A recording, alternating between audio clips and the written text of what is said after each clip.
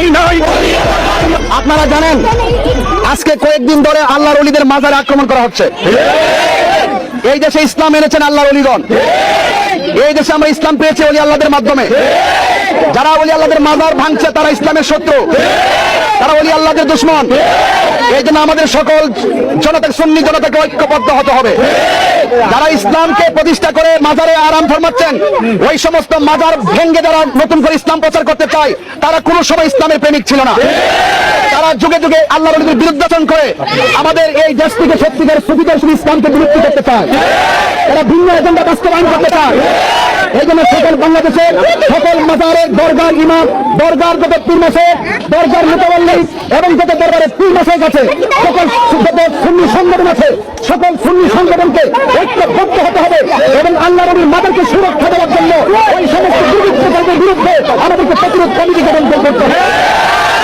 আপনারা সবাই যার যার জায়গা থেকে প্রতিবাদ করুন, ঘরে ঘরে এলাকায় এলাকায় প্রতিরক্ষা বাহিনী গঠন করুন। যুগে যুগে যারাই এই আল্লাহর বিরুদ্ধে অবস্থান নিবে, আমরা সকলে ঐক্যবদ্ধভাবে তাদেরকে রুখে ধরে ঠিক কিনা বলে। আমরা সবাই আর দূরে থাকিয়ে চলবে না, সবাইকে ঐক্যবদ্ধভাবে রাজপথে আহলে সুন্নাত ওয়াল জামাতে অবস্থানকে জানান দিতে হবে।